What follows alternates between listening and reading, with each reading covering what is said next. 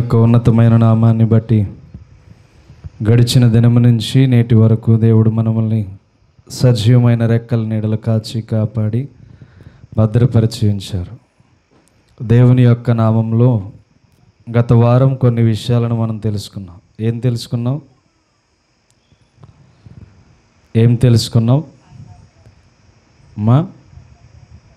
పరలోకం వెళ్ళాలంటే మనం మొదటి జీవితానికి రెండవ జీవితానికి తేడా అనేది ఉండాలని మనం నేర్చుకున్నాం. దేవుని యొక్క నామాన్ని బట్టి నేటి దినాన ఆనాడు ఆదాము యొక్క ఏదేని తోటలో మొదలైన తల్లి పాత్ర నేటి వరకు తల్లిని గుర్తుని చేసుకునేలాగా నేటి దినాన మదర్స్ డే సందర్భంగా మన చర్చి లేడీస్ అందరికీ ప్రత్యేకమైన శుభాలు తెలియచేస్తున్నాం. అందరికీ వందనాలు. తల్లుల దినోత్సవం శుభ సందర్భంగా మీ అందరికీ దేవుడు బహుగా దీవించి గొప్ప జ్ఞానం ఇచ్చునుగాక. ఎందుకంటే ఆనాడు ఆదాము తోటలో మొదలైన పాత్ర స్త్రీ పాత్ర. ఆ స్త్రీయే లేకపోతే గనక నేటి దినానికి ఒక పురుషుడు అనేవాడు కూడా భూమి మీదకి వచ్చేవాడు కాదు. స్త్రీ పాత్ర ఎంత ప్రాముఖ్యమైనదో మనము నేటి దినాన విందాం. ఎందుకంటే సంవత్సరానికి ఒకసారి ఈ యొక్క మదర్స్ డే వస్తుంది కనుక కొంతమంది తల్లులను మనం జ్ఞాపకం చేసుకొని వాక్యాన్ని ముగించుకుందాం. దేవుని యొక్క ఉన్నతమైన నామాన్ని బట్టి కాలము అతీతముగా దేవుని యొక్క చిత్తములోనికి వెళ్తుంది కనుక మనం త్వరగా సిద్ధపడవలసిన వాళ్ళమై మన కుటుంబాలను చక్కబెట్టుకోవలసిన వాళ్ళమై ఉన్నాము. మన కుటుంబాన్ని చక్కబెట్టుకోవడంలో పరిస్థితులు అల్లకొల్లోలంగా అయినా కానీ మన ఆత్మీయ స్థితిని ప్రతి విషయంలో కాపాడుకుంటూ ముందుకు వెళ్ళాలి. ఎందుకంటే క్రీస్తు యేసు న్యాయపీఠం ఎదుట నిలబడినప్పుడు ఎవరి జీవితం వారి లెక్క అప్పగించవలసిన వాళ్ళమై ఉన్నాము గనుక ప్రతి ఒక్కరూ మనం తెలుసుకోవలసింది ఏంటంటే దేవునికి ఎన్ని సమయాలైతే దొంగిలించామో ఆ సమయములన్నీ సంపూర్ణమయ్యే దినాలుగా మార్చబోతున్నాడు. కాబట్టి ఇవన్నీ మనం ఏం చేయాలంటే మన యొక్క జీవిత ప్రణాళికలో ప్రత్యేకమైన జీవితాన్ని కలుసుకుంటూ దేవునితో గడుపుతూ వెళ్ళవలసిన దినాలు. కాబట్టి ఎప్పటికప్పుడు వాక్యాన్ని మర్చిపోవద్దు, కానీ ఆ వాక్యాన్ని ఎలా భద్రపరచుకోవాలో ప్రతి దినము మనము దేవునితో ఉండినప్పుడు దేవుడు మనకి ప్రతి విషయాన్ని తెలియచేస్తాడు. ఎందుకంటే దేవునికి ఇష్టముగా మనం మార్చబడాలి, కానీ దేవుడు మనకిష్టంగా మార్చుకోవాలి. కానీ లేకపోతే దేవునికి వ్యతిరేకంగా మన ఇష్టాన్ని మార్చుకుంటే దాని వలన ఫలితము లేదు. మనము దేవునికి ఇష్టలుగా అయినా ఉండాలి, దేవుని యొక్క ఇష్టములో మనమైనా ఉండాలి. అంతేగాని మన అనుకూలమైన అనుభవాలతో దేవునికి దూరం అవ్వకూడదు.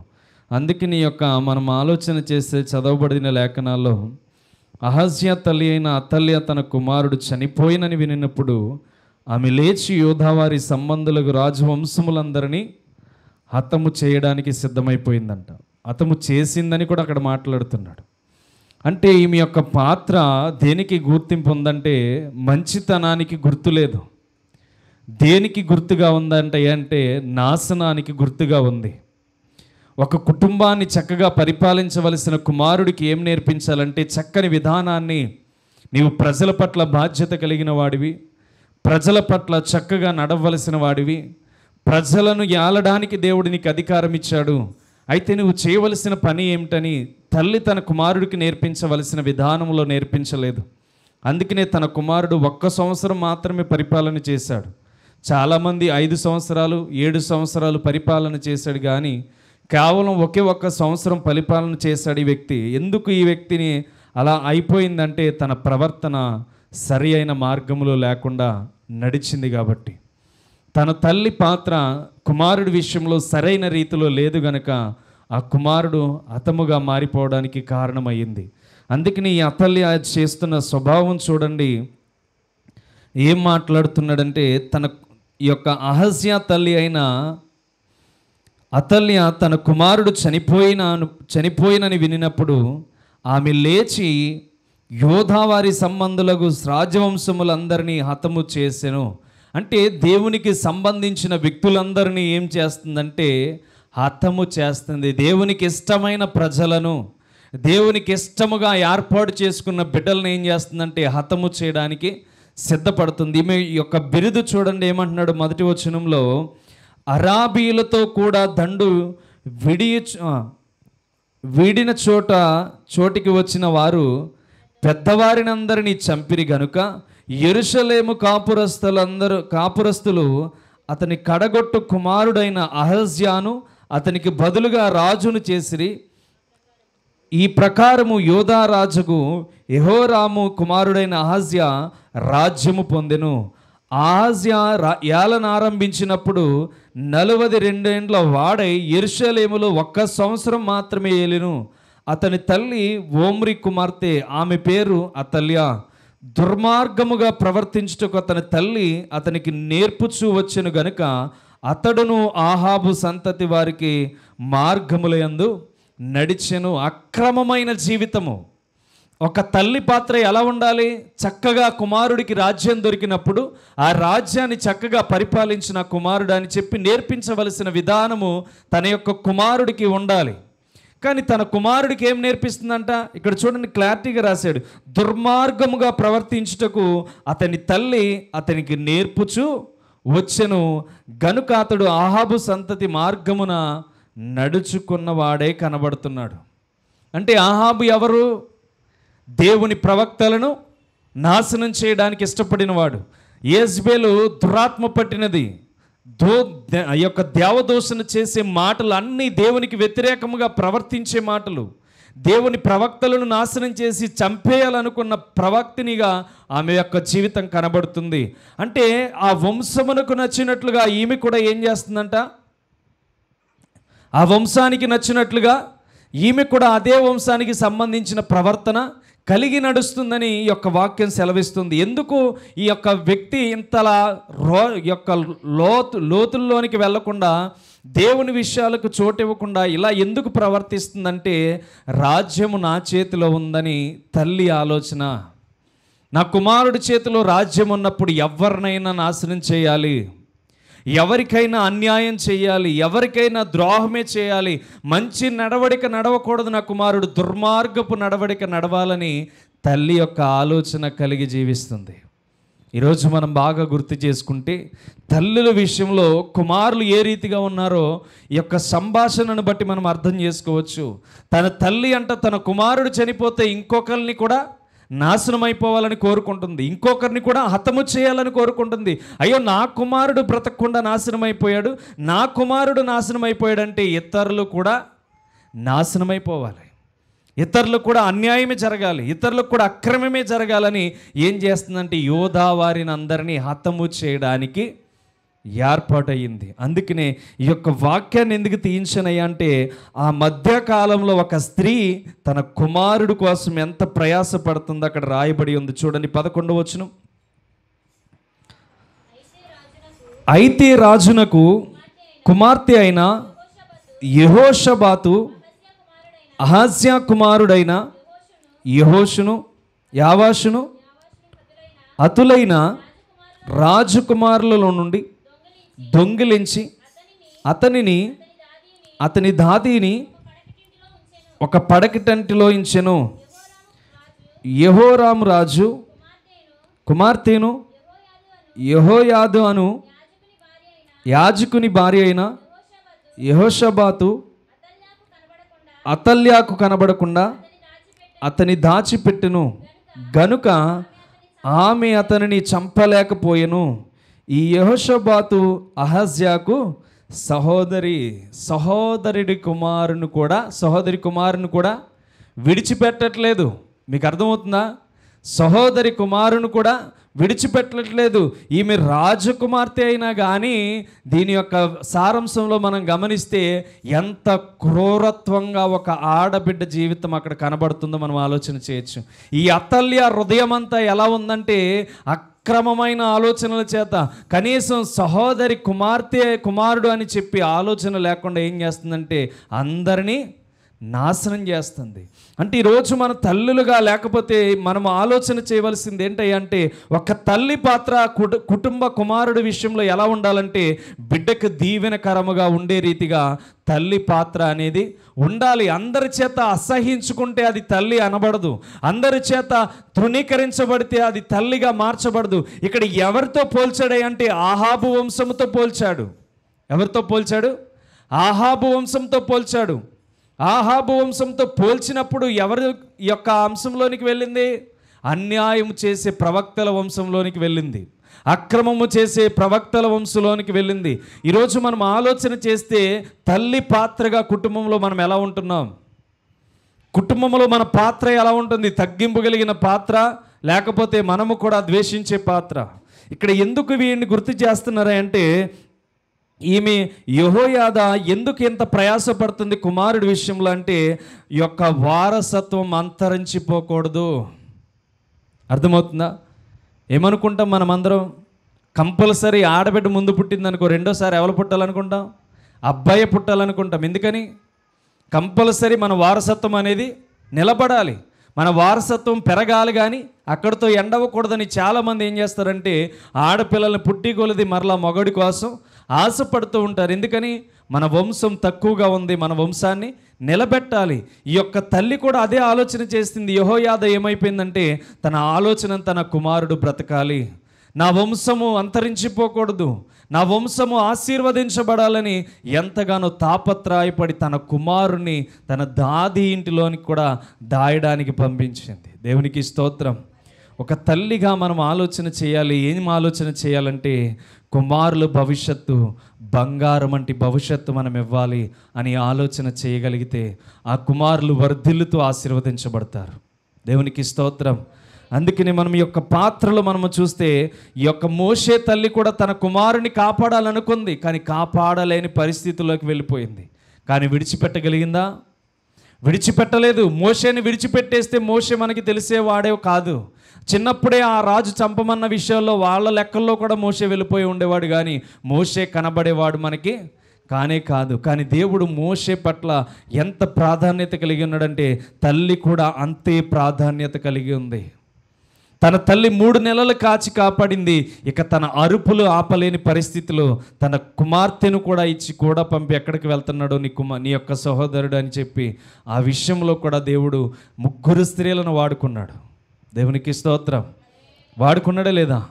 3 స్త్రీలను వాడుకున్నాడు. ఏ రీతిగా వాడుకున్నాడు? మొదట తల్లి కాచి 3 నెలలు భద్రపరిస్తే, నైలు నదుల్లో ఏ ముసళ్ళ కంట్లో పడకుండా చక్కగా ఏ ప్రాంతానికి వెళ్తుందో ఆ జమ్ము పెట్టిలో కీలు పూసిన పెట్టి ఎక్కడ దాకా చేరుతుందో దాన్ని కూడా ఇంకొక కుమార్తెను పంపించాడు. దేవునికి స్తోత్రం. అంటే దేవునికి మనం ప్రత్యక్షంగా ఒక తల్లి బిడ్డను కాపు కాయగలిగితే, ఆ బిడ్డను ప్రేమించగలిగితే, ఆ బిడ్డని దీవించగలిగితే, ఆ బిడ్డ ఎప్పటికైనా మంచి గమ్యానికి ఎదగగలుగుతాడు. దేవునికి స్తోత్రం. అర్థమవుతుందా? ఎవరి భవిష్యత్తు ఎవరి చేతిలో ఉంది? మనము ఎప్పుడైతే పెంచి మన చేతుల్లో నుంచి చేయి దాటిపోతున్నాడంటే, అప్పుడు నువ్వేం చేయాలంటే, ఇంతకాలం కాసాను ప్రభా నా బిడ్డని, ఇదిగో ఇప్పుడు చేయి దాటిపోతున్నాడు కనుక నీకే అప్పగిస్తున్నానని దేవునికి అప్పగిస్తే ఆ వంశం ఏమవుతుందంటే దేవుని చేతుల్లో కట్టబడుతుంది. అర్థమవుతుందా? ఈ రోజుకి యోధా వంశం ఎందుకు కట్టబడింది? ఈ రోజుకి యూదులు మాత్రమే ఇశ్రాయేలుని ఎందుకు పరిపాలన చేస్తున్నారంటే, ఆనాడు దేవుడు అబ్రహాముకు మాట ఇచ్చాడు కనుక ఈ రోజుకి ఇశ్రాయేలు ప్రాంతాన్ని యూదులు మాత్రమే పరిపాలన చేసేలాగా దేవుడు చేశాడు. అర్థమవుతుందా? ఈ అంత్యకాల దినములో కూడా ఎవరు పరిపాలించబోతున్నారయ్యా అంటే, యూదులు మాత్రమే అక్కడ సింహాసనం ఏర్పాటు చేయబోతున్నాడు. అది ఎవరనేది కాదు, కానీ మరలా ఆ వంశంలో నుంచే దేవుడు ఎవరిని లేపబోతున్నాడంటే, అక్కడున్న రాష్ట్రానికి పరిపాలకుడిని లేపబోతున్నాడు. అర్థమవుతుందా? జరిగే అంత్యకాల దినములో కూడా దేవుడు ఆనాడు అబ్రహాముకు మాట ఇచ్చాడు, సారాకు మాట ఇచ్చాడు. ఈ అంత్యకాల దినములో రాజ్య పరిపాలన ఇశ్రాయేలులో చేయడానికి దేవుడు వారి కుటుంబంలో నుంచి మరలా యోధా వారిని లేవనెత్తబోతున్నాడు. కాబట్టి మనం ఏం ఆలోచన చేస్తున్నామంటే తల్లిలుగా మనం ఏదైతే బిడ్డలకు ఇవ్వగలుగుతామో దానిని దేవుడు ఎంతగా ఆశీర్వదిస్తాడంటే, ఇదిగో ఇశ్రాయేలు ప్రజలందరినీ బయటికి తీసుకురావడానికి మోషేని ఏర్పాటు చేసుకున్నాడు. ఎందుకో తెలుసా? నా కుమారుడు కూడా వాళ్ళందరితో పాటు చనిపోవాలని తల్లి విడిచిపెట్టలేదు. నా కుమారుడు సుందరుడై ఉన్నాడు, బహు సౌందర్యము గలవాడు అన్నాడు. ఏ మాత్రము ఈయనని విడిచిపెట్టకూడదు, నేను పెంచాలి అని ఆలోచన చేసి తన తల్లి 3 నెలలు కంటికి రెప్పలా బిడ్డను కాపాడగలిగింది. కాపాడబడినప్పుడు మరలా ఇంకొక తన సహోదరిని ఏర్పాటు చేసుకుని నైలు నదిలో విడిచిపెడితే ఏ కంటిలో పడకుండా డైరెక్ట్ ఫరో కుమార్తె కంటిలో పడితే ఆ కుమారుడు మంచి సుందరమైన వాడై ఉండడం చూసి ఆ సుందరమైన వాడిని చంపకూడదని ఫరో హృదయాన్ని కూడా, ఫరో యొక్క కుమార్తె హృదయాన్ని కూడా ఏం చేశాడంటే దేవుడు మార్చేశాడు. అర్థమవుతుందా?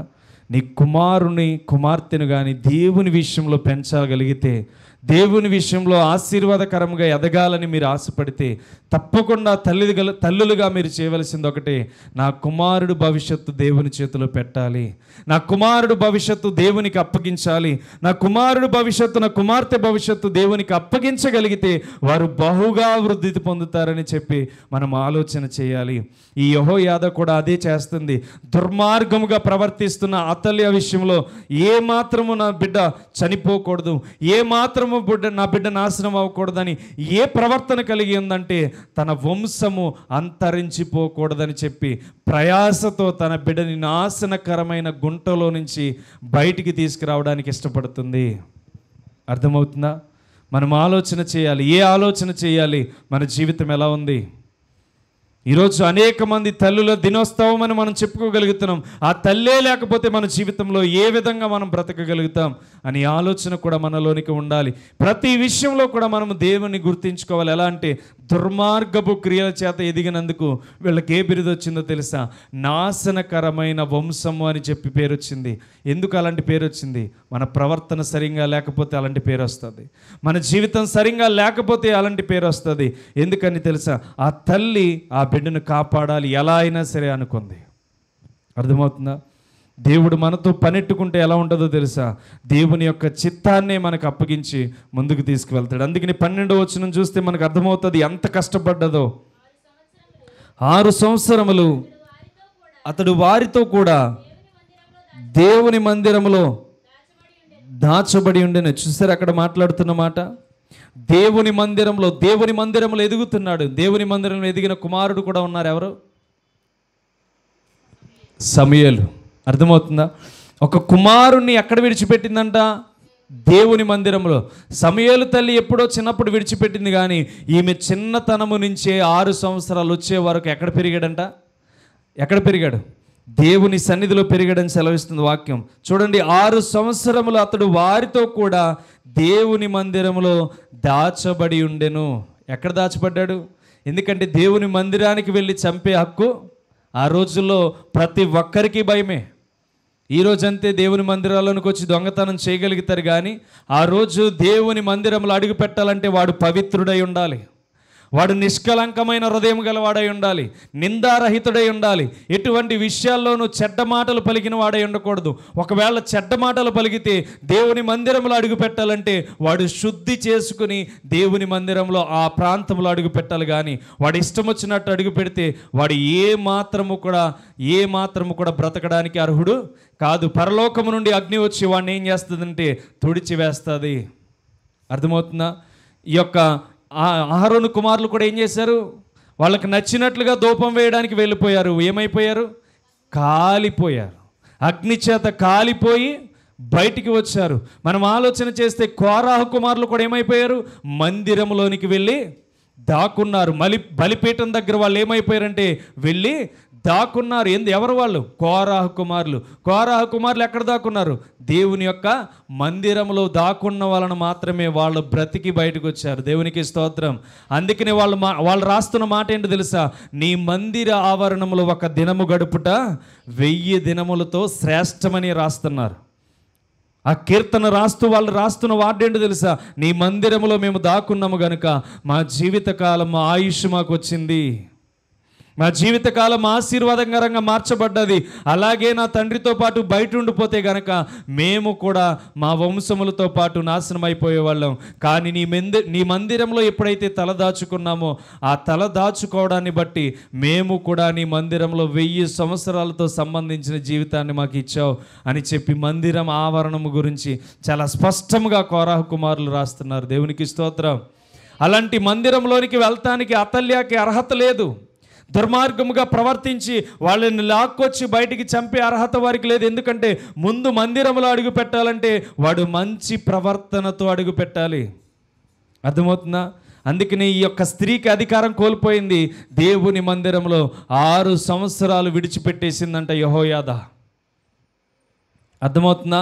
తన వంశాన్ని కాపాడాలనుకుంది, దేవుని మందిరంలో విడిచిపెట్టేసింది. అందుకని 6 సంవత్సరాలు ఆమె దేవుని మందిరంలో విడిచిపెట్టేసింది కనుక దేవుని యొక్క విషయంలో గొప్ప మేలు పొందికనదై కనబడుతుంది.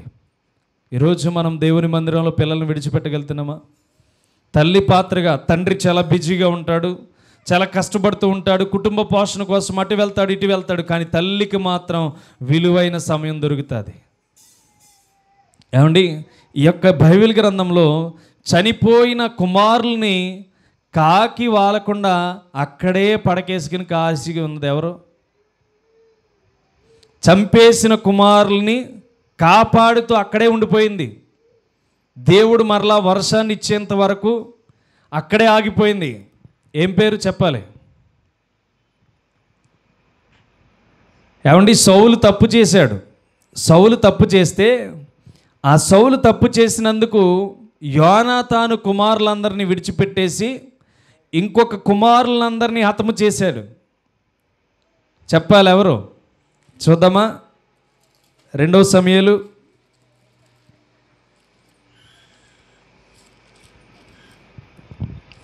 21వ అధ్యాయము 5వ వచనం చూడండి. వారు మాకు శత్రువులై మమ్మను నాశనము చేయుచు ఇశ్రాయేలీయుల సరిహద్దులలో ఉండకుండా మేము లయమగునట్లు మాకు హాని చేయనుద్దేశించిన వాని కుమారులలో 7 మాకు అప్పగించుము. యెహోవా ఏర్పరచుకొనిన సౌలు గిబియా పట్టణములో యెహోవా సన్నిధిని మేము వారిని ఉరితీసేదమని రాజుతో మనవి చేయగా రాజు నేను వారిని అప్పగించదనెను. తానును సౌలు కుమారుడగు యోనాతానును యెహోవా నామమును బట్టి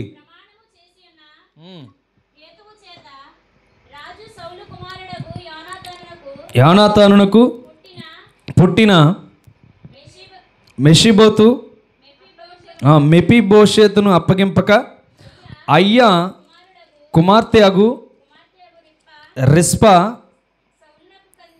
సౌలునకు కనిన కుమారులకు చాలు. ఇక్కడ కిందకి వెళ్దాం చూడండి.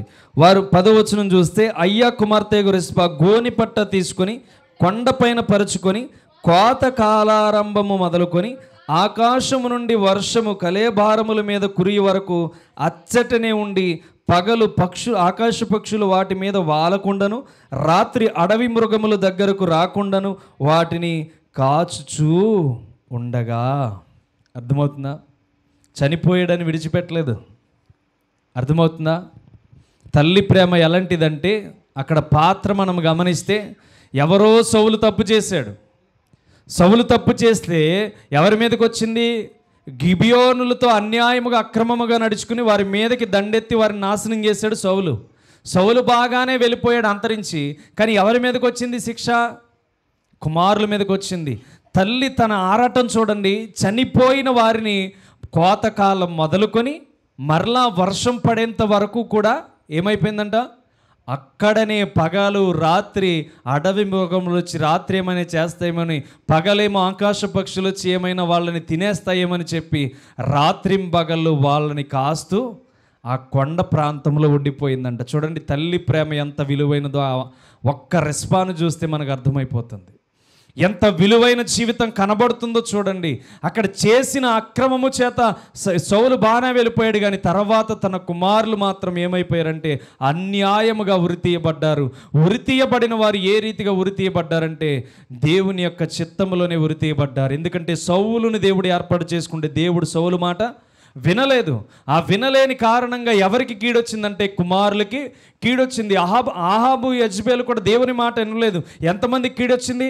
70 మంది తలకాయలు తెగిపడే రీతిగా కీడు వారి మీదకి వచ్చింది. ఎందుకు వచ్చింది? తల్లిదండ్రులు వారి మాట, దేవుని మాట వినకుండా మానేశారు. కాబట్టి దేవుని మాట ఎవరైతే గౌరవిస్తారో అది బిడ్డలకు ఆశీర్వాదకరంగా వెళ్తుంది. తల్లిదండ్రులుగా ఎప్పుడైతే బిడ్డల పట్ల దేవుని యొక్క క్రియలను తెలుసుకుంటారో దానిని బట్టి గొప్ప ఆశీర్వాదం బిడ్డల తరాలకి వెళ్తుంది. ఈరోజు తల్లిదండ్రులుగా లేకపోతే తల్లి పాత్రగా ఇంటిలో ఉంటూ కానీ బిడ్డల్ని ఎలా పెంచాలో క్రమము లేని ప్రవర్తన కలిగి జీవిస్తున్న తల్లులు కనబడుతున్నారు. విడిచిపెట్టేస్తున్నారు బయటికి. వాడు ఏదైనా విడిచిపెట్టేసి ఏమీ తెలియని వాళ్ళ వస్తే దానికి లాభం లేదు. కానీ వాడు బయటికి వెళ్ళాడంటే ఈ ప్రపంచంలో ఏదో ఒక తప్పును చూసి వస్తాడు. వాడు బయటకు అడుగు పెడుతున్నాడంటే ఏదో ఒకటి నేర్చుకుని వాడు లోనికి వస్తాడు. ఎందుకు తెలుసా? మన దగ్గర ఏమీ తెలియకపోవచ్చు కానీ వాడి సహచరులతో అన్యాయమైన క్రియలు చేయడం ప్రారంభిస్తాడు. అర్థమవుతుందా? కాబట్టి మనం చేయవలసింది ఏంటంటే ఒక తల్లి పాత్ర చనిపోయిన వారిని, ఇదిగో ఇంచుమించు మనం ఆలోచన చేస్తే ఎండాకాలం నుంచి వర్షాకాలం అంటే జూన్ నెల వరకు, ఒకవేళ ఆ కాలాన్ని బట్టి ఒకవేళ వర్షం పడేంత వరకు ఆ తల్లి 4 నెలలు కాచిందేమో. ఆలోచన చేయను, మనకి తెలియదు. అక్కడ చెప్తున్న మాట కోతకాలం మొదలుకొని వర్షము పడేంత వరకు కూడా ఆ కళేబారముల మీద ఏ పక్షులైనా వస్తాయేమో, ఏ అడవి మృగములైనా వచ్చి నాశనం చేసి ఆ దేహాలని చీల్చేస్తాయేమని చెప్పి చనిపోయిన వారిని కూడా కాపాడుతున్న తల్లి ప్రేమను మనం చూస్తున్నాం ఈరోజు. అర్థమవుతుందా? ఆనాడు ఆదాము అవ్వ దగ్గర మొదలై ఏదైనా తోటలో మొదలైన తల్లి పాత్ర నేటికి మన గ్రామాలంతా తిరుగుతూనే ఉంది. అలాంటి తల్లిని మనం ఏం చేయాలంటే ఈ యొక్క గౌరవప్రదంగా ఈ యొక్క ఎలా అయితే తల్లి తన ప్రేమను తెలియపరుస్తుందో బిడ్డల పట్ల, దాని విషయంలో మనం ఏం చేయాలంటే వారిని గౌరవించాలి. వారు మనకి ఆశీర్వాదకరంగా ఉంటేనే మనకి దీవెనకరమైన మేలులు జరుగుతాయని ఈ లేఖనాలు సెలవిస్తుంది. ఎందుకని? తల్లి తన బిడ్డల్ని కాపాడగలిగింది కానీ తండ్రి తన వారసత్వాన్ని బట్టి దేవుని విషయంలో కీడు తీసుకుని వచ్చాడు.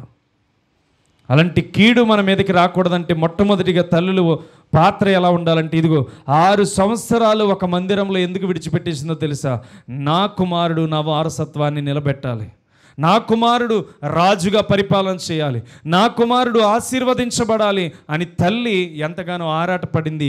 అందుకనే తన కుమారుణ్ణి ఏ మాత్రము కూడా నశించిపోకూడదని హతులవుతున్న వారితో విడిచిపెట్టకుండా ఆనాడు మోషే తల్లి ఎలా అయితే కాపాడిందో ఈరోజు ఈ తల్లి కూడా 6 సంవత్సరాలు తన బిడ్డని మందిరంలో విడిచిపెట్టేసింది. దేవునికి స్తోత్రం.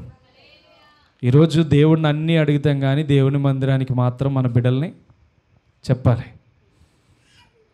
అన్నీ అడుగుతాం, అన్నీ తెలుసు, కానీ దేవుని మందిరానికి బిడ్డల్ని మాత్రం తీసుకుని రాలేం. దేవుని సన్నిధిలో బిడ్డల్ని మాత్రం కూర్చోబెట్టలేం.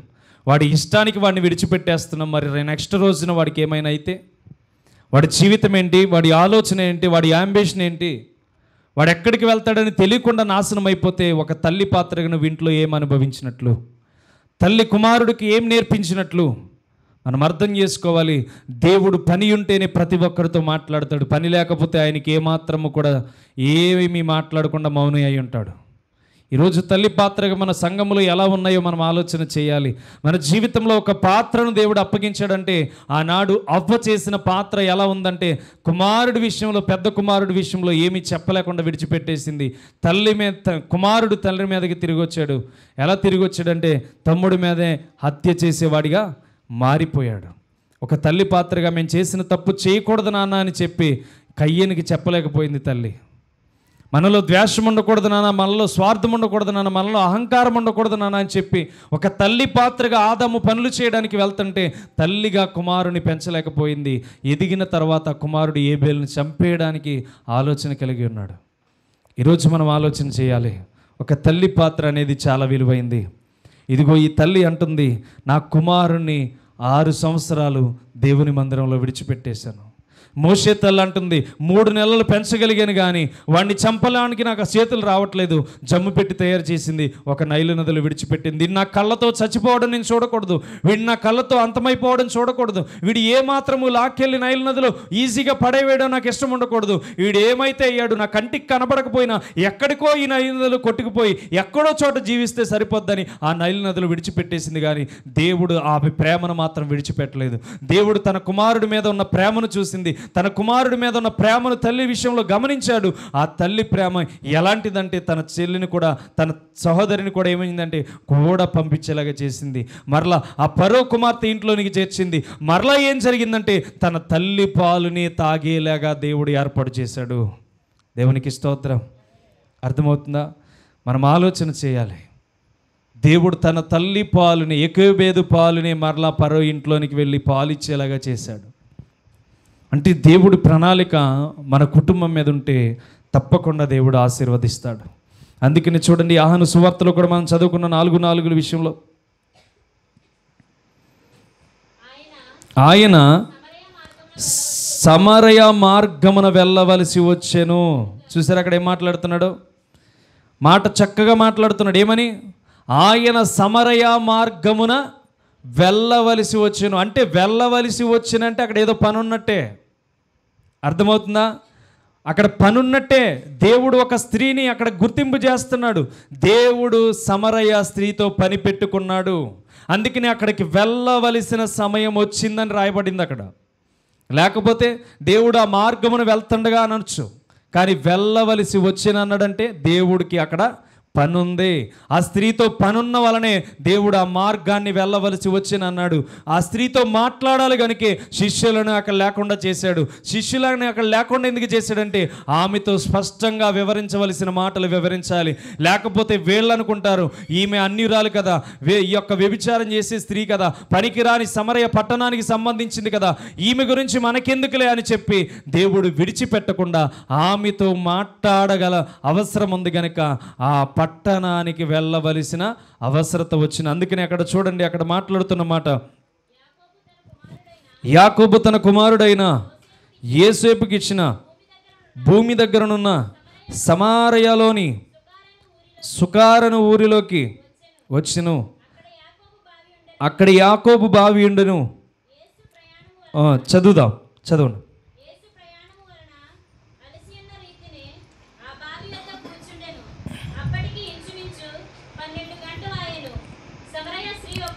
సమరయ స్త్రీ ఒక్కతే నీళ్లు చేదుకొనుటకు అక్కడికి రాగా యేసు నాకు దాహానికిమ్మని ఆమెను అడిగెను. ఆయన శిష్యులు ఆహారం కొనుటకు ఊరిలోనికి వెళ్ళి ఉండిరి. ఇక్కడ అర్థమవుతుందా? ఒక వ్యక్తితో దేవుడు పర్సనల్గా మాట్లాడాలంటే ఆమెతో, వాళ్ళతో ఉన్న వాళ్ళందరూ దూరముగా ఉండాలి. నువ్వు ఎప్పుడైనా గమనించుకో, దేవుడు నీతో మాట్లాడాలంటే అందరితో దూరముగా ఉండి ప్రార్థన చేసుకోవాలి. అందరితో కలిసి నీవు జీవించాలి, అందరితో కలిసి నడవాలి. ఒక స్త్రీని గుర్తు చేసుకుని దేవుడు ఏం చేస్తాడంటే ఆ సమరయ పట్టణంలో సుకారను బావి దగ్గరికి నేను వెళ్ళాలి అని ఎందుకు దేవుడు ముందుగానే ఏర్పాటు చేసుకుని వీళ్ళనేమో ఆహారం తేవడానికి 12 గంటల సమయాన్ని ఏర్పాటు చేసుకున్నాడు. ఆ స్త్రీ అదే సమయానికి అక్కడికి వచ్చేలాగా చేశాడు. అదే స్త్రీతో సువార్తను ప్రకటించేలాగా దేవుడు చేశాడు. దేవునికి స్తోత్రం. అర్థమవుతున్నా? దేవుడితో మనకి పని ఉండాలి, లేకపోతే దేవుడే మన యొద్దకు వచ్చే రీతిగా మన ప్రవర్తన ఉండాలి. ఈ 2 విషయంలో ఏది లేకపోయినా కానీ, మన ప్రవర్తన సరి లేకపోయినా దేవుడు మన దగ్గరికి రాడు, మనతో పని లేకపోయినా దేవుడు మన దగ్గరికి రాడు. ఆ సమరయ పట్టడానికి వెళ్ళవలసిన అవసరం ఉంది. అందుకనే దేవుడు అక్కడికి వెళ్ళడానికి సిద్ధపడ్డాడు, ఆమెతో మాట్లాడడానికి ఇష్టపడ్డాడు. శిష్యులందరినీ ఆహారం కొనడానికి పంపించేశాడు. ఆ 12 గంటల ప్రాంతంలో ఆ స్త్రీని అక్కడికి తీసుకువచ్చాడు. ఆమెతో మాట్లాడుతూ అన్నాడు, మీరు ఈ నీళ్లు తాగుతున్నారు కానీ నేనిచ్చే నీళ్లు త్రాగువాడు ఎప్పటికీ దప్పిగా అనడు అని తెలియపరిచాడు. కాబట్టి ఈ తల్లి ఎందుకు 6 సంవత్సరాలు దేవుని మందిరంలో విడిచిపెట్టిందో తెలుసా? దప్పిగా తీర్చగలవాడు దేవుడు, నా కుమారుని కాపాడగలవాడు దేవుడు, నా కుమారుని రక్షించగలవాడు దేవుడు, ఎంతటి బలాజ్యులనంచైనా కాపాడగలవాడు నా దేవుడు అని చెప్పి ఆ తల్లి 6 సంవత్సరాలు దేవుని మందిరంలో విడిచిపెట్టేసింది. ఈరోజు నీ బిడ్డను దేవుని మందిరం తీసుకురాకపోతే నిజమైన పట్టణంలో ఎప్పుడు నిలబడతాడు? ఈ అబద్ధపు పట్టణంలో మనం చక్కగా జీవిస్తున్నాం, అబద్ధపు పట్టణంలో చక్కగా నడుచుకుంటున్నాం, మనకి ఇష్టానుసారంగా నడుచుకుంటున్నాం. మన ఇష్టము కాని పట్టణానికి వెళ్ళబోతున్నాం. మరి అక్కడ మన ఇష్టమైన దేవునికి కనబడే రీతిగా మన ఇష్టం లేకపోతే దానివల్ల లాభం ఏంటి? అర్థం చేసుకోండి. దేవుడు మన యొద్దకు వచ్చి మాట్లాడుతున్నాడు. వాక్యమే మన యొద్దకు శరీరధారి వచ్చింది. ఆ శరీరధారి అయిన వాక్యమే మనతో మాట్లాడుతున్నప్పుడు ఈరోజు నువ్వు నేను కూడా ఎలా నడుస్తున్నాం, ఎలా జీవిస్తున్నాం, ఎలా మాట్లాడుతున్నాం? మన కుమారులు దేవుని మందిరానికి వస్తున్నారా? మన బిడ్డలు, మన కుటుంబం దేవుని మందిరానికి వచ్చి చక్కగా గడపగలుగుతుందా? సత్యమైన వాక్యాన్ని విని మన జీవితాలను కట్టుకోగలుగుతున్నామా అని ఆలోచన చేయాలి. ఎందుకని? దేవుడు మనతో పని పెట్టుకున్నాడు గనుకే ఇంతటి తీవ్రత ఎండలో కూడా మనం వాక్యాన్ని వినడానికి ఇక్కడికి రప్పిస్తున్నాడు. మనలో ఏదో ఒక సంపూర్ణత లేకపోవడం వల్లనే దేవుడు ఇక్కడికి తీసుకొచ్చి మనతో మాట్లాడిస్తున్నాడు. ఎందుకు మాట్లాడుతున్నాడు అంటే నీకు ఏదో పని ఉంది, దేవుడు అందుకని మందిరానికి రప్పిస్తున్నాడు. దేవునికి స్తోత్రం. అర్థమవుతుందా? నీతో పని ఉంది దేవునికి. ఆ సమరయ స్త్రీతో పని ఉంది. ఏంటి? ఆమె ద్వారానే సువార్త తెలియచేయాలి. ఆమె ద్వారానే యూదులకి మాకు పొత్తు పడదని చెప్పించాడు. అదే యూదుడైన దేవుడు వెళ్ళి ఆమెతో మాట్లాడగానే ఆమె ఎవరితో సువార్త ప్రకటన చేస్తుందో తెలుసా? ఫలానా యూదుడు నాతో మాట్లాడాడు, ఆ సువార్త సత్యమైనది, ఆయన ఇచ్చే నీళ్లు తాగితే అప్పటికి మనం దాహం కొనమంట. అలాంటి సువార్తను మనకు అందించడానికి ఆ సమర స్త్రీ పట్టణం అంతటిని పోగేసుకుని వచ్చేసింది. దేవునికి స్తోత్రం. ఈరోజు నువ్వు ఎవరిని తీసుకురాగలుగుతున్నావు? నీ కుటుంబంలో నీ బిడ్డలని రక్షించడానికి తీసుకురాగలుగుతున్నావా? నీ కుటుంబంలో నీ బిడ్డలను దేవుని చెంతకి తీసుకురాగలుగుతున్నావా? ఈరోజు ఆలోచన చేయండి. మన ప్రవర్తన, మన జీవితాన్ని కట్టడానికి దేవుడు పరలోకము నుండి లోకానికి దిగొచ్చి మనతో అనేకమైన విషయాలను తెలియచేయుచున్న దేవుడు ఈరోజు మనతో మాట్లాడుతున్న ప్రతి విషయమును గురించి మనం ఏం గమనిస్తున్నాం? తల్లిదండ్రులుగా ఒక పాత్రను మనం చూసుకోగలుగుతున్నాం మన జీవితంలో. ఈ అతల్య ఉంటే స్వభావం మనకుంటే మన బిడ్డలు ఆశీర్వదించబడరు. మన బిడ్డలు ఆశీర్వదించబడాలంటే దేవుని యందు నమ్మకమైన వారిగా ఉండాలి, దేవుని యందు నిరీక్షణ కలిగిన వారిగా ఉండాలి, దేవుని యందు ఓర్పు కలిగిన వారిగా ఉండాలి. చూడండి, అబ్రహాముతో దేవుడు మాట్లాడుతున్న మాట, మీతో మాట్లాడిన మాటే 17వ అధ్యాయం 5వ వచనం అనుకుంటా.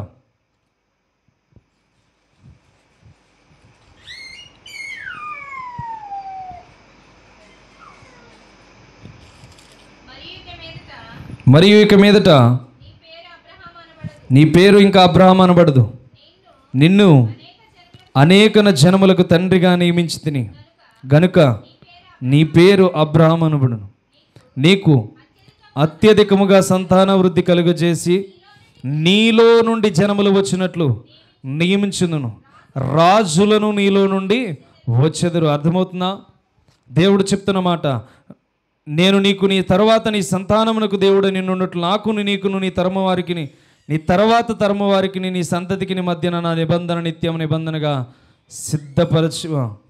స్థిరపరచదనని చెప్తున్నాడు. మనకు ఒక నిబంధన స్థిరపరచబడాలి దేవునికి మనకి మధ్యన. మనం సరిగ్గా నడవలేదు, మన బిడ్డలు సరిగ్గా నడవాలి. మనము చక్కగా దేవుని మాట వినలేదు, కానీ మన బిడ్డలు దేవుని మాట వినాలి. సరైన మార్గంలో మన తల్లిదండ్రులు మనం పెంచలేదు, కానీ మన బిడ్డల్ని సరైన రీతిలో పెంచాలి. మనం ఏదైతే తెలియకుండా వచ్చేమో అది దేవుడి పట్ల మన బిడ్డలకి తెలియపరచాలి. మనం ఏదైతే నడవకుండా వచ్చేమో అది నడిపించబడేలాగా మన బిడ్డల్ని మనం పెరిగేలాగా చేయాలి. అర్థమవుతుందా? తల్లిదండ్రులుగా మనకి వాక్యం నేర్పించలేదు, తల్లిదండ్రులుగా దేవుని పట్ల ఎలా నడవాలో నేర్పించలేదు. అయితే నేటి వాక్యం మనకు తెలియజేస్తుంది, నువ్వు నడిచిన మార్గంలో నీ బిడ్డలు నడవకూడదు. నీ సంతానం ఆశీర్వదించబడాలంటే నువ్వు చేసిన క్రియలు నీ బిడ్డలు చేయకూడదు. నీ బిడ్డలు దేవుని మందిరంలో ఎదగాలి, నీ బిడ్డలు దేవునికి లోబడాలి, నీ బిడ్డలు దేవుని యందు ఆశీర్వాదం పొందుకోవాలి. నీలో నుంచి కొత్త ప్రవక్తలు లేపబడాలి, నీ కుమార్తెలు ప్రవచనములు పలుకుతూ ఉండాలి. అలాంటి స్వభావము నీ బిడ్డలకి నీవు ఎంతగా ఆశీర్వాదకరంగా మార్చాలంటే నీవు తెలుసుకోలేనిది నీ బిడ్డలకు తెలియపరిచి చూపించాలి. అర్థమవుతుందా? అప్పుడే దేవుడు నీ సంతానాన్ని వృద్ధి చేయడం ప్రారంభిస్తాడు. అప్పుడు నీ సంతానము ఆశీర్వాదకరముగా జనములందరికీ తెలియపరిచే రీతిగా జనములను నీ కుమారుల దగ్గరికి తీసుకొచ్చి దేవుడు నిలబెట్టి ఏం కావాలి, ఏం చేయాలని అడిగేలాగా ప్రతి విషయాన్ని తెలుసుకునేలాగా దేవుడు చేస్తాడు. అర్థమవుతుందా? కానీ మనం ఏం చేస్తాం? దేవుని మందిరానికి నడిపించాం, దేవుని విషయాల్లో నేర్పించాం, దేవుని విషయాల్లో చోటునివ్వం. ఇవన్నీ ఇవ్వకపోతే మన బిడ్డల దగ్గరికి ప్రజలు రాగలుగుతారా? రాలేరు. సమూయేలు దగ్గరికి తండోలుగా వచ్చేవారండి. ఎందుకని? ఆయన ప్రవక్త. సౌలు కూడా ఏమైపోయాడు? తన గొర్రె గార్ధబొమ్మలు తప్పిపోయినప్పుడు దేవుడు ఎలా అయితే సౌలు దగ్గరికి వెళ్ళాలని నియమించాడో, ఆ గార్ధబొమ్మలు తప్పిపోయినప్పుడు తన పనివాడితో పలానా పట్టణంలో దీర్ఘదర్శకుడు ఒకడు ఉన్నాడంట, ఆ దీర్ఘదర్శకుడు ఒక దగ్గరికి వెళ్తే మన పని కంప్లీట్ అయిపోతుందండి అని చెప్పి ఎలా అయితే సౌలుతో చెప్పాడు, సౌలు కూడా వెళ్ళి ఆ అంటే సమూయేలు దగ్గరికి వెళ్ళి ఏం జరిగింది, నా గార్ధబొమ్మలు ఎక్కడున్నాయంటే పలానా చోటని నీ గార్ధబొమ్మలు ఉన్నాయని చెప్తే వెళ్ళి తెలుసుకోగలిగారు. అర్థమవుతుందా? ఒక వ్యక్తిని మనం దేవుని కొరకు పెంచగలిగితే ఆ వ్యక్తి ఏ చోటను అడిగిపెట్టినా ఆశ్చర్యకార్యాలు జరుగుతాయి. అర్థమవుతుందా? ఆశ్చర్యకార్యాలు కదా, అద్భుతాలు జరుగుతాయి. రోగులను చెయ్యపట్టుకుని లేపినప్పుడు ఆ రోగి కూడా లేచి నిలబడగలుగుతాడు. అలాంటి వారిగా మనం ఎందుకు పెంచలేకపోతున్నాం? పెంచాలి. దేవుడు అదే చెప్తున్నాడు. మనం పెంచగలిగితేనే వాళ్ళు ఆశీర్వదించబడతారు. మనం ఆశీర్వదించబడాలి. మన బిడ్డలంటే మనం ఏం చేయాలంటే మన సంతానముతో ఆశీర్వదించబడే నిబంధన దేవునితో కలిగి ఉండాలి. అబ్రహాం అదే కలిగి ఉన్నాడు. నీలో నుంచి రాజులు వస్తారంటే ఈ రోజుకి రాజులు వస్తూనే ఉన్నారు. ఎవరయ్యా ఇశ్రాయేలు ప్రాంతం అంటే ఈ యొక్క అబ్రహాముకు సంబంధించింది. అబ్రహాముకు సంతానమని అబ్రహాము ఏలుతున్న రాజులు, అబ్రహాము కుటుంబంలో నుంచి వచ్చిన రాజులే ఈ రోజుకి పరిపాలన చేస్తున్నారు. ఎందుకని? ఒక నిబంధన దేవుడు మొదటిలోనే అబ్రహాంకి ఇచ్చేశాడు. తన పేరు అబ్రహాము అని పిలువబడుతున్నప్పుడు అబ్రహాముగా మార్చి నీ సంతానమును అనేక మందికి జనములుగా మారుస్తానన్నాడు. చూడండి, మార్చిన దేవుడు నేటి వరకు ఉంచాడు.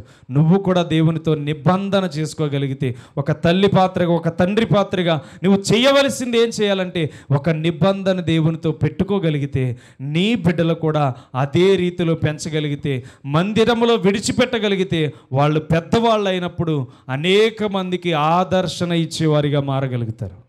ఆమేన్. అర్థమవుతుందా? కాబట్టి మనం తెలుసుకోవాల్సింది, ఈ మదర్స్ డే రోజున కొన్ని విషయాలను మనం తెలుసుకుంటున్నాం. తల్లి పాత్ర మంచిగా ఉంటే బిడ్డలు ఆశీర్వదించబడతారు, చెడుగా ఉంటే 1 సంవత్సరమే పరిపాలన చేశాడు. అర్థమవుతుందా? తన కోసం ఎవరు ఏడవట్లేదంట, కానీ సమూయేలు కోసం 30 దినాలు అంగలార్పు జరిగిందంట. అర్థమవుతుందా? సమూయేలు చనిపోతే 1 రోజు కాదు, 2 రోజులు కాదు, మన కుటుంబస్తులు చనిపోతే మహా అయితే 10 రోజులు జ్ఞాపకం పెట్టుకుంటాం, లేకపోతే 15 రోజులు మనం జ్ఞాపకం పెట్టుకుంటాం, 1 నెల రోజులు జ్ఞాపకం పెట్టుకుంటాం. అయితే అంగలార్పు అంటే కన్నీటితో ఏడ్చే రోజులు 30 రోజులు జరిగినాయి అంట సమూయేలు కోసం. అర్థమవుతుందా?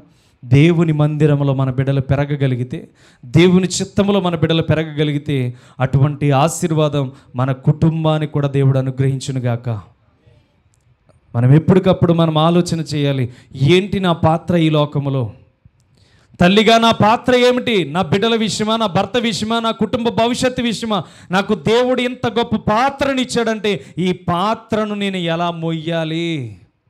ఈ పాత్రని నేను ఎలా మొయ్యగలగాలి? ఏమండి, ఆనాడు మోషేని నాకెందుకులే అని విడిచిపెడితే లాభం ఉండేది కాదు. ఈ యెహోయాదా కూడా ఎందుకులే అని విడిచిపెడితే తన కుమారుడు వంశాన్ని నిలబెట్టేవాడు అయి ఉండేవాడు కాదు. ఈరోజు మనం కూడా అదే చేస్తున్నాం.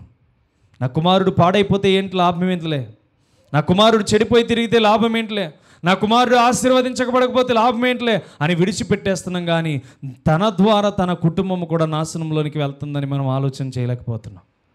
ఈరోజు తల్లి పాత్రగా, తండ్రి పాత్రగా ఎవరైనా సరే ఏం చేయాలి అంటే బిడ్డలకు మంచి భవిష్యత్తును ఇచ్చేవారిగా ఉండాలి. అలాంటి భవిష్యత్తు ఇవ్వగలిగినప్పుడు మనము దీవించబడతాం. అందుకని ఈ తల్లిలా మనం ఏం చేయాలంటే నాశనమైన ఆలోచనలు ఆ తల్లి అవలే ఆలోచించకుండా యెహోదా అవలే మన కుటుంబాన్ని నిలబెట్టాలి, మన బిడ్డల వంశాన్ని నిలబెట్టాలి, మనము చక్కగా ఎదిగి ఉండాలి, దేవుని రాకడలో నా బిడ్డలు ఎత్తబడే రీతిగా నేను పెంచాలి అనే గురి ప్రతి తల్లిదండ్రులకి రావాలి. ప్రతి తల్లిదండ్రులకే కాదు, తల్లికి చాలా బాధ్యత. ఎందుకంటే తండ్రి చాలా పనిలో బిజీగా ఉంటాడు, కానీ తల్లి పాత్ర మాత్రం ఇంటిలో ఉండి చక్కగా అన్నీ సమకూర్చి ఏర్పాటు చేయవలసింది కనుక బిడ్డల విషయంలో కూడా, భర్త విషయంలో కూడా చక్కగా అతని రూపాన్ని మారుస్తూ రూపాంతరమైన అనుభవంలోనికి తీసుకువెళ్తూ దేవుని మహిమను చూపించే రీతిగా ఒక తల్లి పాత్ర ఉండాలి. అలా ఉన్నప్పుడు దేవుడు అబ్రహామును దీవించినట్లుగా నిన్ను నన్ను ఎందుకు దీవించడానికి టార్గెట్ మనకు రావాలి. అర్థమవుతుందా? అలాంటి టార్గెట్లు లేకపోతే మనము దేవుని చిత్తంలో పరిపూర్ణంగా మార్చబడలేం. పరిపూర్ణులుగా మార్చబడాలంటే ఈ వారంలో చేసింది ఇంకో వారంలో నా బిడ్డల చేత చేయించకూడదు. ఈ వారంలో చేసింది నా కుటుంబంలో అన్యాయమైన క్రియలు జరగకూడదు. ఇది ఎప్పుడైతే మనకి తలంపు తడుతుందో దేవునితో మనము సమానులుగా, ఆయన ఆలోచనలకు సమానులుగా మనం మార్చబడతాం. అటు కృపలో దేవుడు మనల్ని దీవించాలి అంటే ప్రాముఖ్యంగా తల్లి పాత్ర కుటుంబంలో చాలా విలువైనదిగా ఉండాలి. ఎందుకని తల్లి ఎందుకు కష్టపడాలి? చాలామంది ఈరోజు దూర ప్రాంతం వెళ్ళి కష్టపడుతూ ఉన్నారు. ఎందుకని? బిడ్డలకు మంచి భవిష్యత్తు ఇవ్వాలి. ఒక తల్లి రీసెంట్గా ఫోన్ చేసింది, ఎందుకమ్మా మీ భర్త బాగానే ఉంటాడు కదా అంటే, నీ భర్త విషయంలో కాదు, బిడ్డలకు మంచి భవిష్యత్తు ఇవ్వాలి, బిడ్డలు ఉన్నారు కదా అని చెప్తుంది. అంటే మనం ఆలోచన తల్లికి బిడ్డలకు మంచి భవిష్యత్తు ఇవ్వాలని అందు, కానీ దేవుని విషయంలో భవిష్యత్తు ఇవ్వాలనే ఆలోచన వారికి లేదు. ఎప్పుడైనా దేవుని విషయంలో భవిష్యత్తు ఇవ్వగలిగితే వాళ్ళ కాళ్ళ మీద వారు నిలబడగలుగుతారు. దేనిని ఆశించకుండా దేవుని చిత్తంలో వారు ఎదిగే రీతిగా మార్చబడతారు. కాబట్టి ఈ అతల్య నుంచి చెడు కార్యాలు నేర్చుకుందామా, లేకపోతే యెహోయాదా నుంచి మనం ఏం నేర్చుకోవాలి? మంచి కార్యాలు నేర్చుకుందామా? బిడ్డని పెంచే గుణంలో అందరితో కలిసి ఉండాలి నాన్న అని పెంచాలి. అందరితో అతల్యలాగా దుర్మార్గంగా ప్రవర్తించని మనం పెంచకూడదు. ఎలా పెంచాలి? ఏ విషయంలోనైనా తల్లిగా నువ్వు బిడ్డని కాపాడే రీతిగా ఉండాలి. ఏమండి, ఎంతటి నిందొచ్చినా తల్లిదండ్రుల మీద వేసుకోవడానికి ఇష్టపడతారు, కానీ బిడ్డల మీద వేసుకోవడానికి ఏ తల్లి ఇష్టపడదు. అలాంటప్పుడు పరలోకమందున్న తండ్రి నీ బిడ్డలు నాశనం అయిపోతున్నప్పుడు ఎందుకు దాంట్లో విడిచిపెడతాడు? నీ బిడ్డలు అన్యాయమైన విషయాల్లో తిరుగుతున్నప్పుడు దేవుడు ఎందుకు విడిచిపెడతాడు? నానా రకాల వాక్యంతో దేవుడు మనకి తెలియపరుస్తున్నప్పుడు మనం ఏం చేయాలి? ఆ వాక్యాన్ని చేత కట్టబడాలి. మన బిడ్డల్ని ఆశీర్వదించే రీతిగా మార్చుకోవాలి. అటువంటి స్థితి ఒక్క తల్లికి మాత్రమే ఇంట్లో చాలా అద్భుతంగా దేవుడు అనుగ్రహించాడు. ఎందుకని? ఆదాము కాడ స్టార్ట్ అయింది. ఆదాముకు అధికారం ఇచ్చాడు, కానీ సంతానాన్ని వృద్ధి చేసే అధికారం ఇవ్వలేదు. గర్భాన్ని మోయవలసిన అధికారం స్త్రీకి మాత్రమే ఇచ్చాడు. ఈరోజు వాక్యాన్ని కూడా మనం చూసాం. స్త్రీ ప్రసవించే వరకే నొప్పులు పడుతుందంట. తర్వాత ఆ బిడ్డను చూడగానే ఎంత ఆనందం కలుగుతుందో, తనకి అవధులు లేని ఆనందం కలుగుతుంది. మరి అదే బిడ్డని పరలోకంలో చూడాలని ఎందుకు అనుకోవట్లేదు తల్లిదండ్రులు ఈరోజు? ఆ బిడ్డ పుట్టాక చాలా ఆనందిస్తారు, మనకు అనుకున్న కోరిక దొరికిందని ఆలోచిస్తారు. అదే బిడ్డ పుట్టినవాడు మరలా ఒకరోజు మరణిస్తాడు. ఆ మరణించే దినం రోజున పరలోకంలో నా కుమారుని చూసుకోవాలని ఎందుకు తల్లులు ఆలోచించరు? ఈరోజు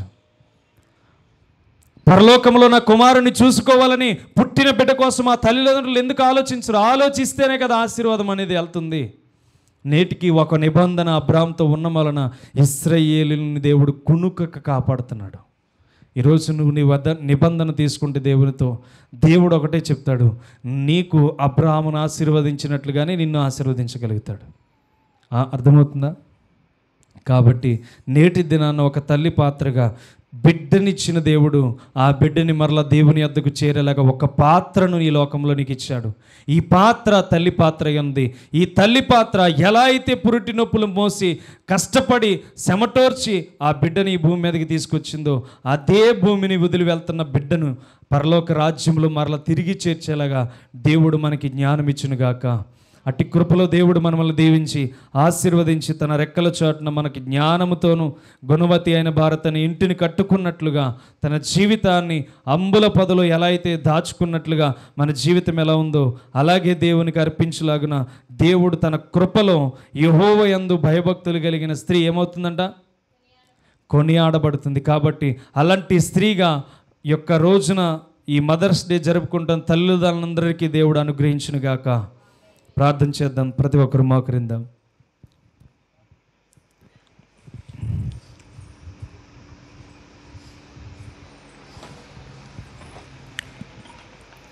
ప్రార్థన చేద్దాం. ప్రతి ఒక్కరు నీ పాత్ర ఈ లోకంలో కన్నావు, కానీ కన్న బిడ్డల కోసం ఏ పాత్ర పోషిస్తున్నావు?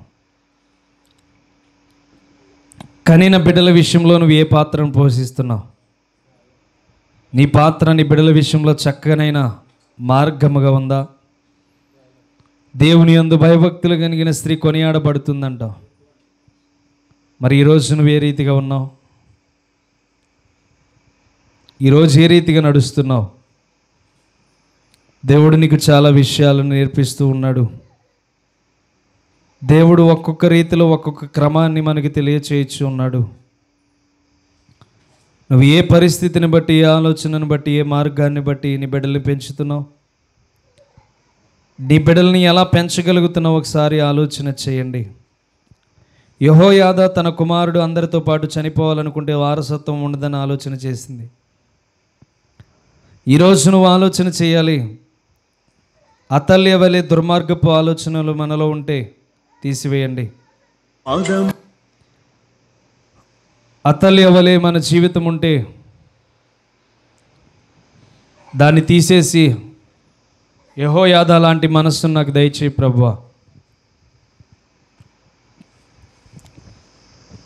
నా కుటుంబాన్ని నేను కాపాడుకోవాలి, నా బిడ్డలకు మంచి భవిష్యత్తునివ్వాలి. తల్లిగా మంచి పాత్ర నాకు ఈరోజు తెలియబడింది. సమరయ స్త్రీ దగ్గరికి పని ఉండే వెళ్ళిన దేవుడు ఈరోజు నీ దగ్గరికి పని ఉండే వచ్చాడు. నీ బిడ్డల్ని ఎలా పెంచుతున్నావో పరలోకం చేరేలాగా పెంచుతున్నావా? నీ బిడ్డల్ని పరలోక గమ్యానికి చేరేలాగా పెంచకపోతే దాని వలన నీకు లాభం ఉండదు.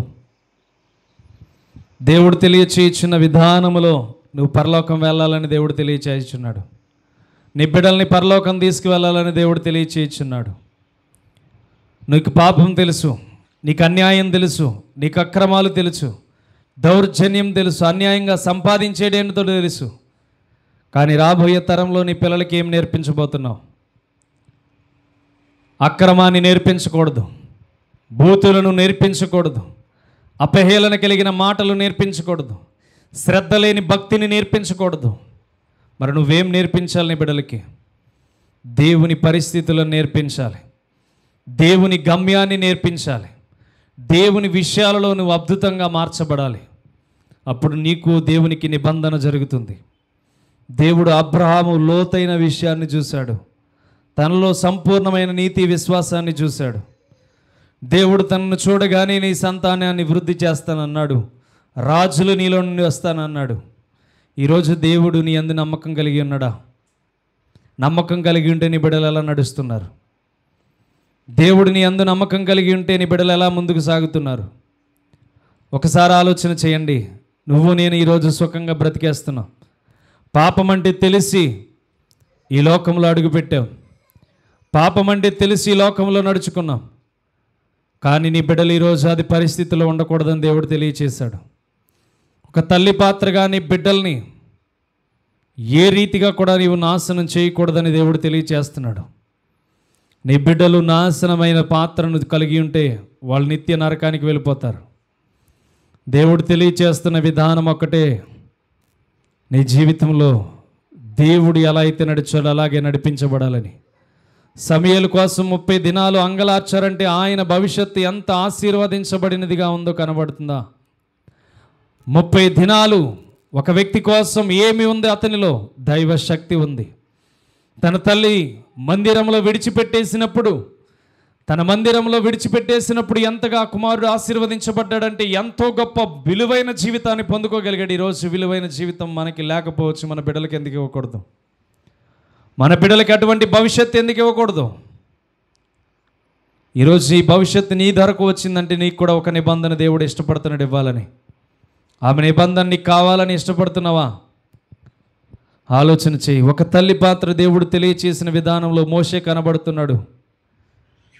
ఈరోజు మనం ఆలోచన చేస్తే యెహోయాదా తల్లి కనబడుతుంది. దేవుని విషయంలో మనం ప్రత్యేకంగా ఆలోచన చేయాలి.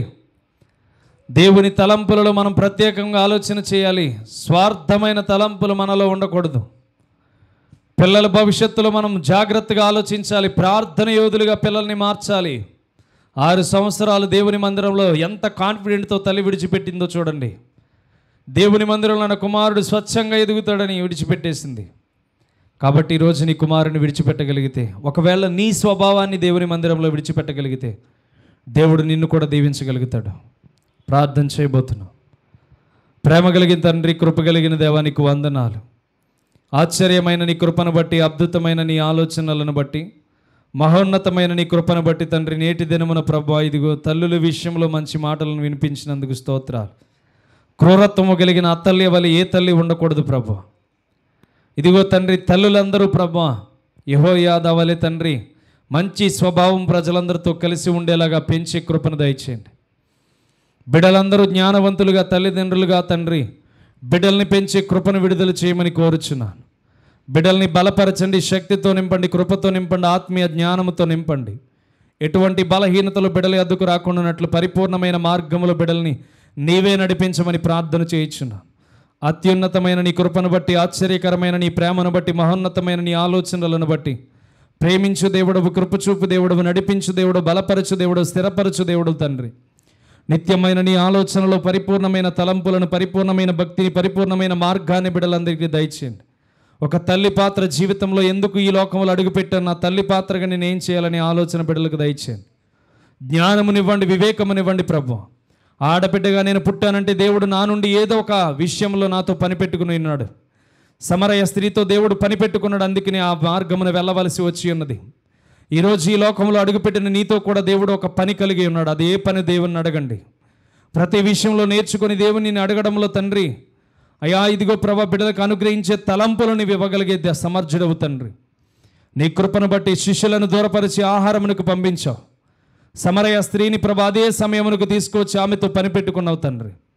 నీ సువార్తను ప్రకటించడానిక ఈ లోకంలో స్త్రీలను ఏర్పాటు చేసుకున్నావు, లేకపోతే బిడ్డలని సరైన సక్రమంలో ఎదగడానికి అవి ఏర్పాటు చేసుకున్నావు మాకైతే తెలియదు. కానీ నేటి దినాన్న ప్రభు ప్రతి తల్లితో నీవు మాట్లాడి వారి హృదయాలతో ప్రభు నీవు సంధించి, అయ్యా చనిపోయిన కుమారులను కూడా తండ్రి ఎంత అద్భుతముగా తండ్రి పక్షులు వచ్చి వాటిని మృంగేస్తాయేమని చెప్పి, క్రూర మృగాలు వచ్చి వాటిని చీల్చేస్తాయేమని చెప్పి, అయ్యా ఒక తల్లి ఆరాటాన్ని మాకు చూపించిన దేవుడు తండ్రి. అయ్యా ఇదిగో నీ చిత్తమును బట్టి ప్రభు ఏ మాత్రము తల్లులను అగౌరవపరచకుండా మేము కూడా తండ్రి మంచి మార్గములో నడిచే వారిగా దీవించండి తండ్రి. ఆశీర్వాదకరమైన మార్గములో దీవెన కృప విడుదల చేయమని కోరుచున్నాను. నీ అద్భుతమైన ప్రణాళిక చేత మమ్మల్ని నింపి నడిపించి మా తల్లిదండ్రులందరినీ దీవెనకరముగాను ఆశీర్వాదకరముగాను వారు పడుతున్న ప్రయాసలో కష్టాలను దీవించి ఆశీర్వదించండి. నీవే కృపతో మాకు అనుకూలమైన తల్లులుగా మీరే మార్చుకొని నీ నామానికి మహిమ తెచ్చుకోండి. నీవే కృపతో దీవించి ఆశీర్వదించి వారమంతా కంటికి రెప్పల బిడ్డల్ని కాచి కాపాడి భద్రపరిచి నీ నామానికి మహిమ తెచ్చుకోమని పరిశుద్ధుడా నీకే మహిమ ఘనత ప్రభావములు చెల్లించుకుంటూ యేసుక్రీస్తు నామం పేరట అతి మిక్కిలి వినయంతో వేడుకొని నీ నామానికి మహిమ చెల్లిస్తున్నాము తండ్రి. ఆమేన్. మన తండ్రి అయిన ప్రేమయు కుమారుడైన యేసుక్రీస్తు కృపయు ఇప్పుడును ఎల్లప్పుడూ ఆయన కాపుదల మనకును మన కుటుంబానికి నీ కాపుదల కాయిచిన తల్లులకును బహుజ్ఞానము దేవుడు తన కృపలు అనుగ్రహించి నడిపించును గాక. ఆమేన్, ఆమేన్, ఆమేన్.